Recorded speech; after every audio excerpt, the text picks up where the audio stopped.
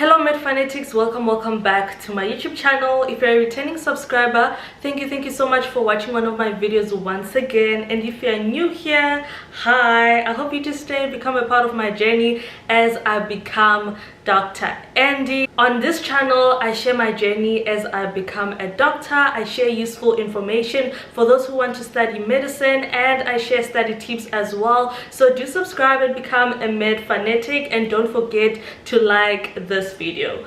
So applications recently opened for medicine for 2025, and I decided let me actually make a video sharing tips on how you guys can increase your chances of being accepted to medical school. So last year I got an opportunity to mentor a couple of students, and I actually identified the kind of challenges they faced when it comes to being admitted to medical school.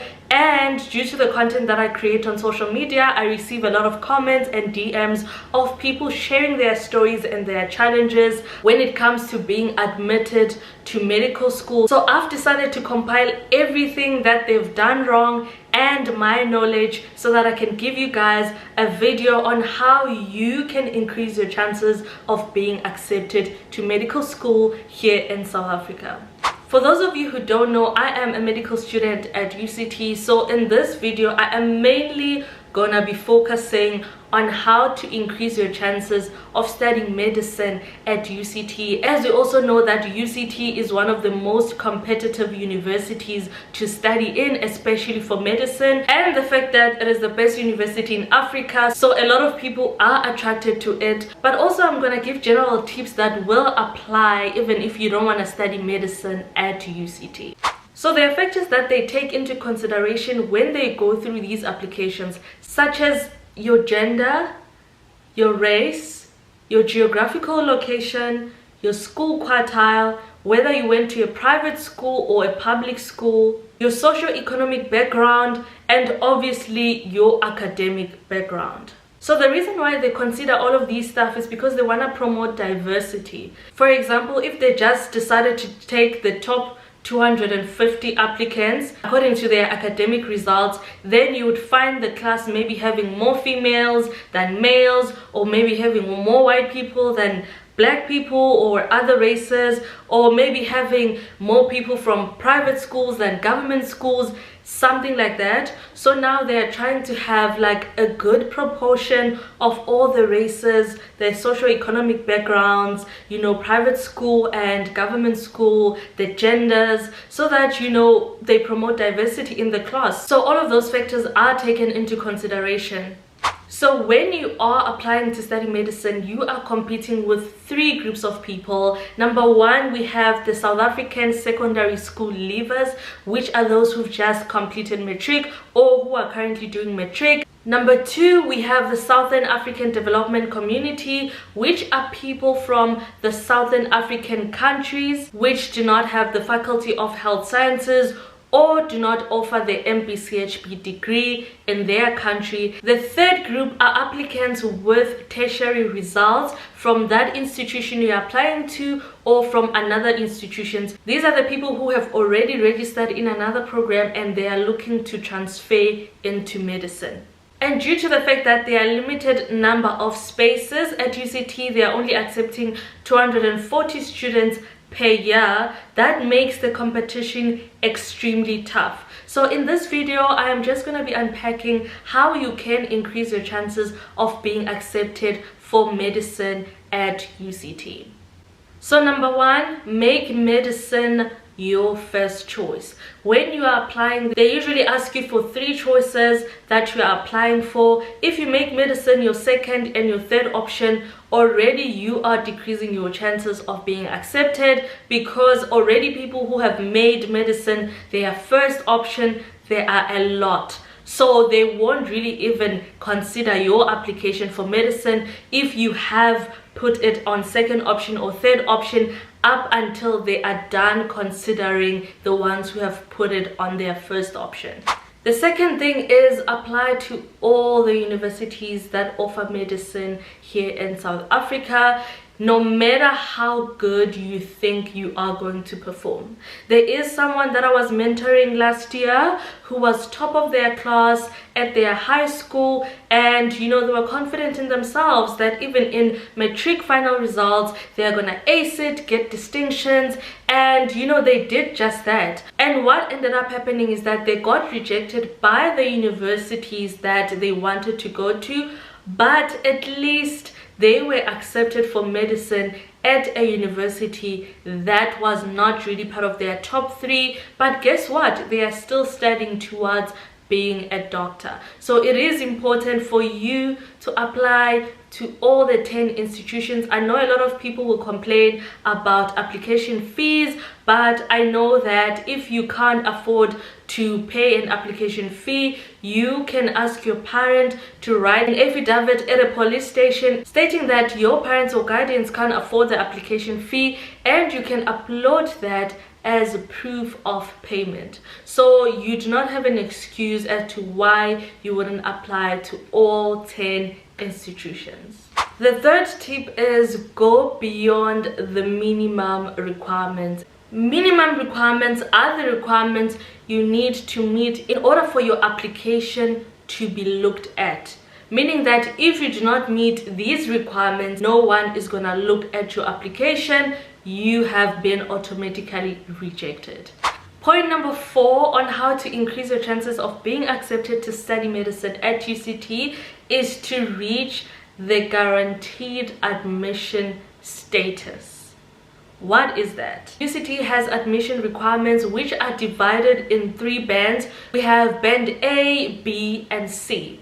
Band C is a possible admission, which means if you are in this category, it is possible that you'll be admitted. And people who are in this category have a faculty point score of 644 and above, and their NBT results are intermediate. And then we have band B, which is probable admission.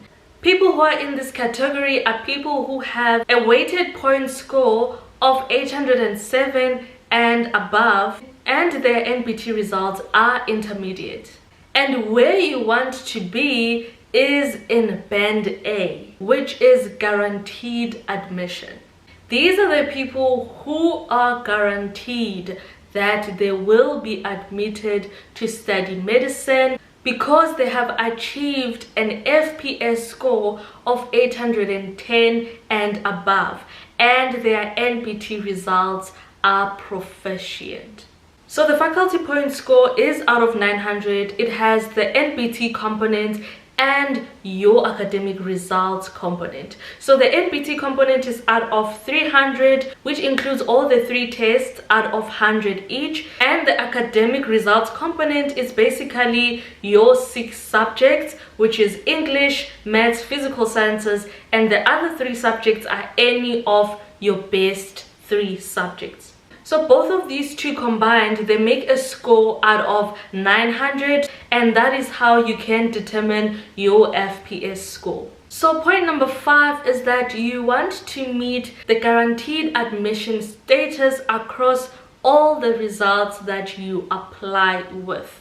So UCT has stated on their prospectus that they accept grade 11 final results, or grade 12 term 1 results, or grade 12 term 2 results, or grade 12 term 3 results for your applications. So in order for you to increase your chances, you want to make sure that you have met the guaranteed admission status from your grade 11 final results. Also, in that way, you stand a very high chance of getting a conditional offer, which leads me to point number 6. Keep your conditional offer valid.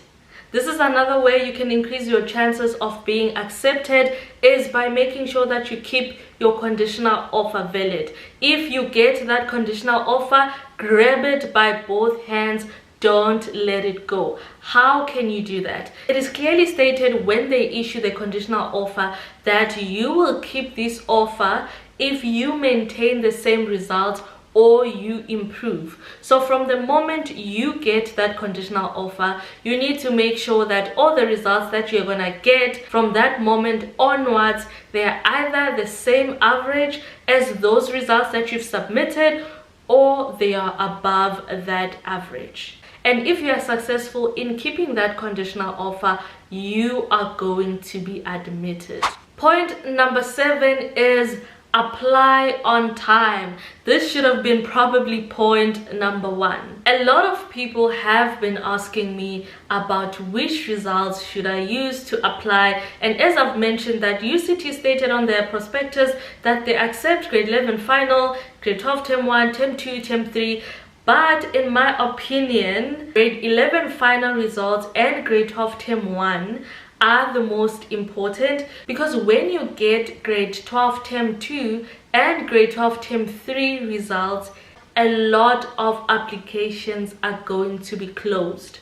So you do not want to wait up until last minute in order for you to apply.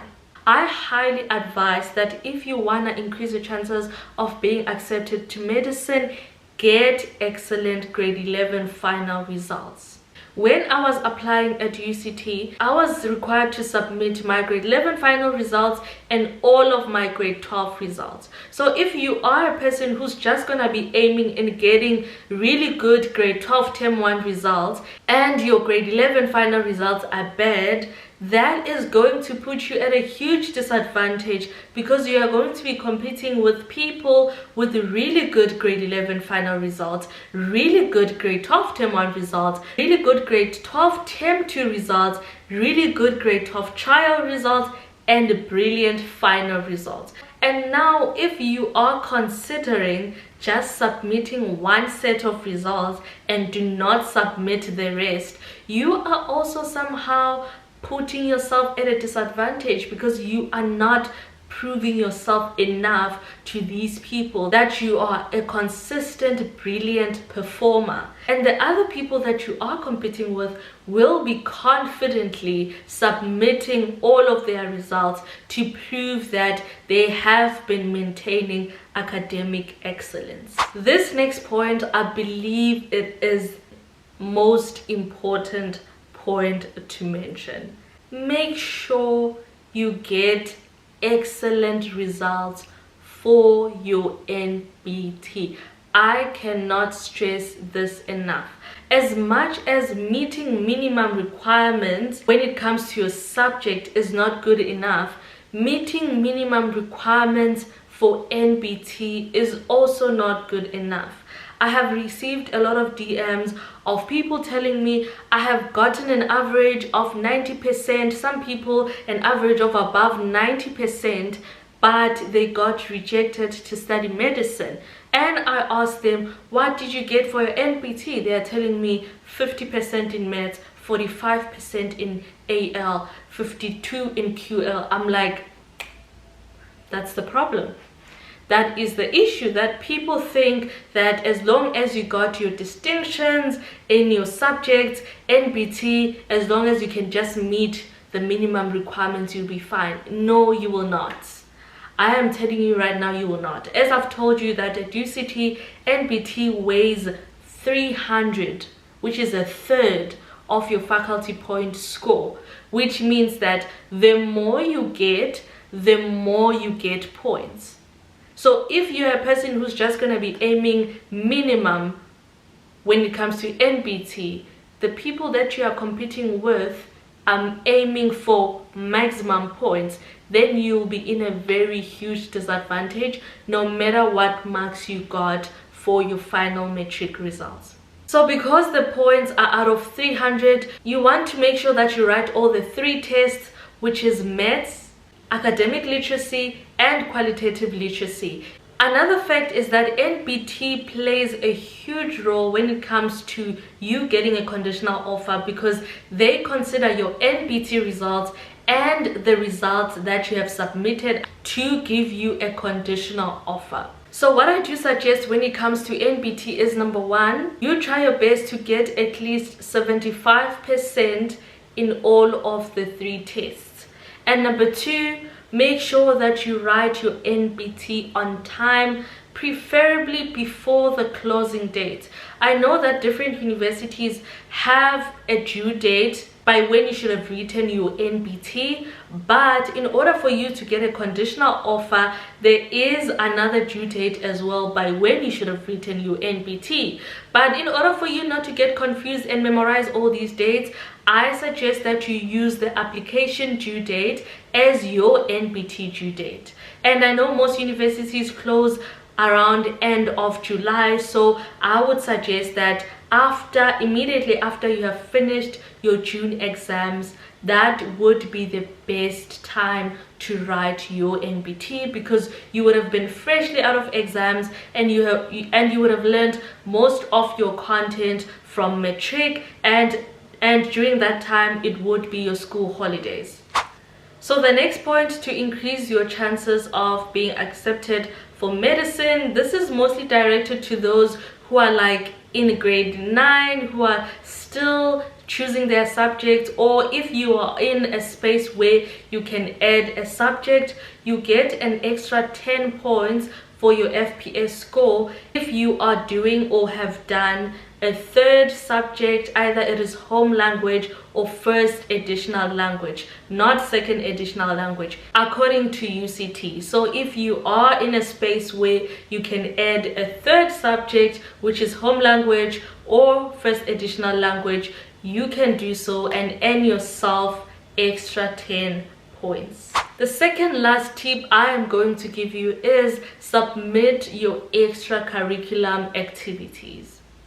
So when you're applying for medicine at UCT, there's this form that you can fill called a personal report, where you can indicate any of your leadership positions. For example, you've been a head girl or head boy, a class representative, a school prefect, or you've been in the student council, or you were a class prefect. And also it includes other things like being a captain of a sports team, being part of a debate club, etc, etc. So you can fill that form, and the last time I checked, that form on its own weighed about 100 points. So those are extra 100 points that could contribute towards your FPS score. So along with that form, you can definitely submit your supporting certificates. Another thing they do consider is community service. So if you do have an opportunity or time to go to your nearest hospital or clinic and actually do job shadowing, shadow a doctor, shadow a nurse and something like that, and have a formal letter or sort of a formal document signed to indicate that you have done community service, then you can submit that along with that form. A lot of people have asked me, how can I do job shadowing and stuff like that? I think the best way you can either do it yourself, write down a letter and submit it to the hospital or clinic that you want to go to, whether via email or you can go there in person, or you can ask your school, which might be your teacher, to actually write that letter for you, and you submit that letter. I don't think they can deny you from volunteering. Also, they do not specify on this form that it has to be specifically a hospital or a clinic. I think if you go to any organization for that matter, it doesn't matter whether it is related to medicine or not, as long as you have done some community service and you have something to show, you can definitely submit that along with it. The last point that I'm going to mention, which increases your chances of being accepted to study medicine at UCT, is your socio-economic background. As you guys have heard me mention a faculty point score and a weighted point score, you probably have asked yourself, what is the difference? So the weighted point score also includes the fact that you are from a poor economic background, which is mostly the students who go to schools in quartile 1. So your weighted point score is basically your FPS score plus 10% of it. For example, if your FPS score is 800 and you are from a poor socio-economic background, they will add 10% of your FPS score, which will give you 880, which will make your weighted point score How cool is that? I think that is really cool, taking into account that you went to a school with little to no resources, and also the fact that you are from a poor socio-economic background, which means that you really had to work extra hard in harsh conditions to be able to achieve these results. So basically this 10% extra is to boost you so that it somehow puts you in an equal position with the rest of the other people who went to better schools or are from a better socio-economic background. So we have come to the end of the video. I hope you guys have found this video really useful. If you have any questions, please drop them down below in the comments section. Again, please don't forget to subscribe to my YouTube channel and give this video a thumbs up and share with your friends who would also like to study medicine. I'll see you again on my next video. Bye.